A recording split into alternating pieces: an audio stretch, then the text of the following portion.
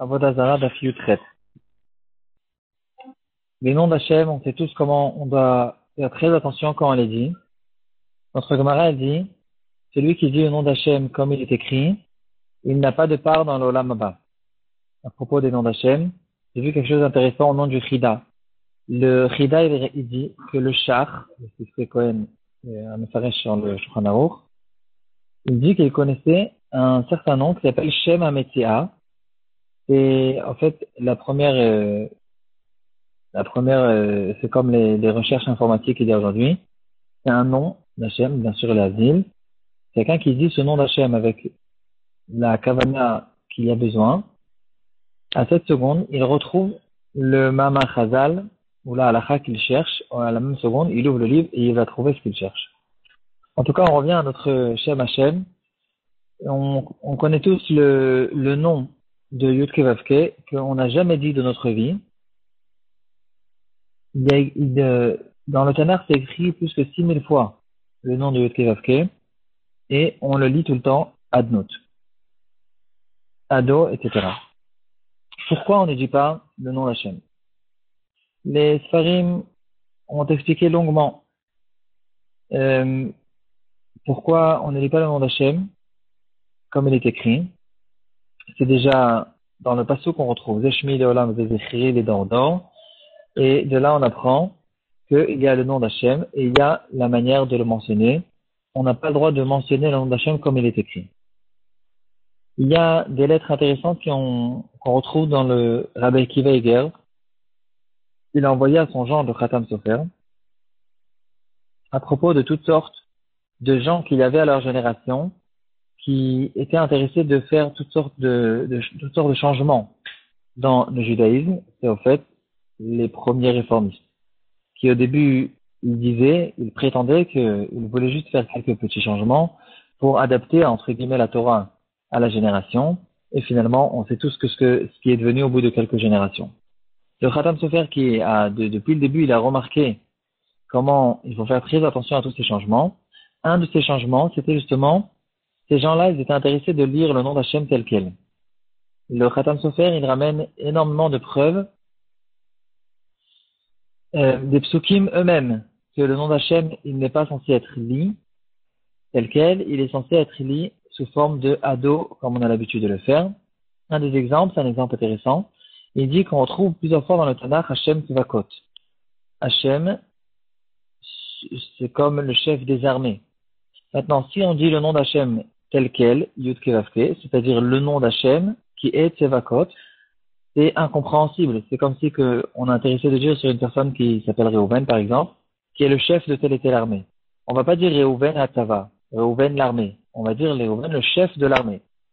Et donc, c'est obligé, de là on comprend, du pasuk lui-même, que quand on dit Hachem Tzvakot, qu'il faut le lire Ado Tzvakot, et Ado c'est Adnut, c'est-à-dire le chef des armées. C'est que comme ça qu'on peut comprendre ce nom. Une marloquette très intéressante. On trouve dans les Achronim comment comprendre cette chose-là. Ce phénomène qu'il y a écrit un mot et qu'on lit un autre mot, c'est quelque chose qu'on connaît déjà plusieurs fois dans le Tanakh.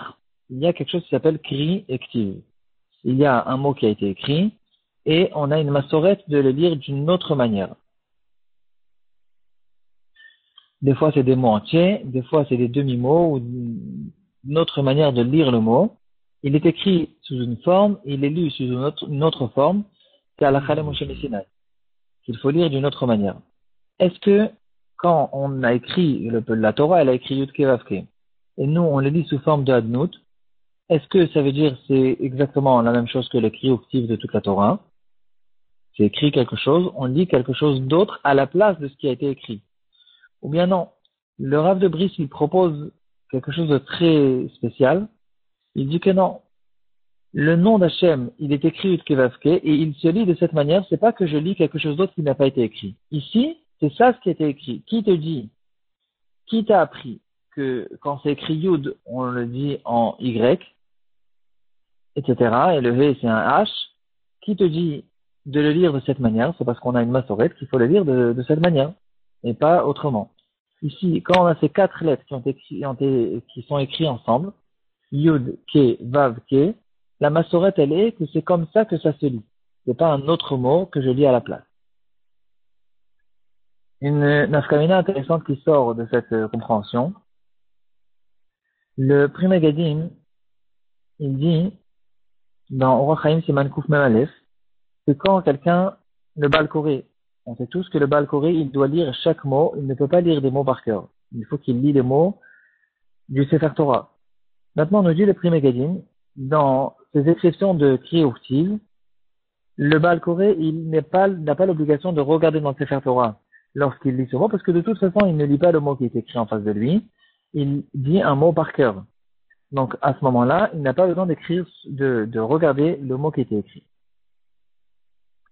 Plus que ça, certains pensent que si il y a une tâche de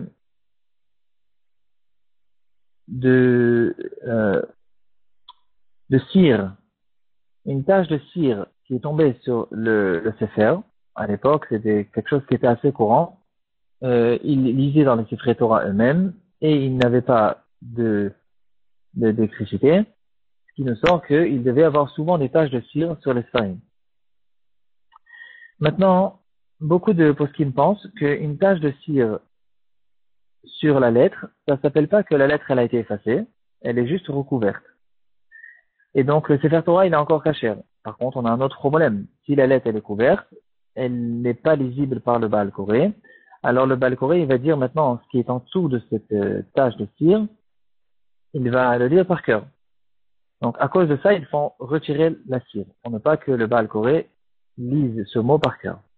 Si par contre cette tache de cire elle est tombée sur un cri ou ktiv, sur un mot que de toute façon on ne lit pas, on lit un autre mot, alors on retrouve dans le show de Rabbi Akiva Eiger que ici il n'y a pas de problème parce que le Sefer Torah il n'est pas caché, le mot n'est pas effacé et de toute façon c'est un mot qu'on lit de toute façon par cœur parce que on ne lit pas ce qui a été écrit et donc ici on n'a pas de problème avec cette tache de cire. Et donc maintenant, on peut se poser la question, après cette introduction, qu'est-ce qu'il en est avec le nom d'Hachem? S'il y a une tache de cire qui est tombée sur le nom d'Hachem, est-ce que je dois le retirer ou je n'ai pas besoin de retirer la cire? Et là, ça dépend en fait des deux compréhensions qu'on vient de voir. Si le nom d'Hachem, il est écrit Utkevavke, on le lit Adnout.